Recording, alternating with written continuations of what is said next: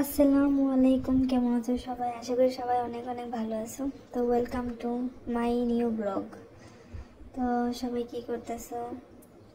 এই তো ব্লগটা শুরু করলাম সকাল থেকে। সকালে বাজার করছে, সকাল বলতে প্রায় 11টার দিকে আর কি বাজার করা হলো।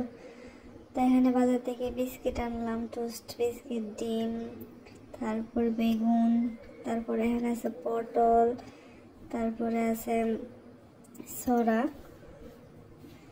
তারপরে আছে কাঁকরোল, তারপরে এই তো আলু, তারপর আলু পেঁয়াজ এগুলো আর কি বাজার করলাম। আর মাছ টাছ ফ্রিজে আছে। মাছ মাংস আমি সবসময় কিনি না, একবার রাখি যাতে এক মাসের জন্য।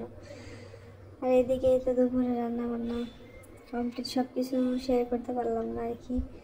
শর্টকাটে ব্লগ দিচ্ছি। এখানে মলাই মাছ রান্না করছিলাম টমেটো দিয়ে আর ডাল, তারপরে বেগুনের শাক ভাজি, তারপর ছিল পটল ভাজা, আর এগুলো ছিল মিষ্টি আম্মু দিছে বাড়ি থেকে।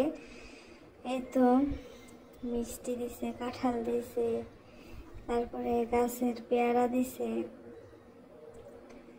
এই আর কি। তো সবসময় আব্বু আম্মু আসলে সব কিছু নিয়ে আসে, এটা সেটা, বা আব্বু আসলে আব্বুর কাছে আম্মু সব কিছু দিয়ে দেয়।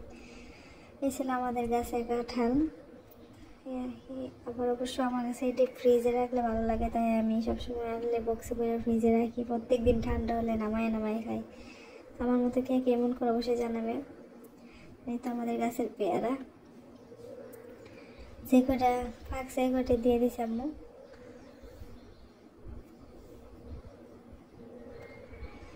এই তো তারপর তার নানা তার জন্য আইসক্রিম হয়েছে, সে আইসক্রিম খাচ্ছে,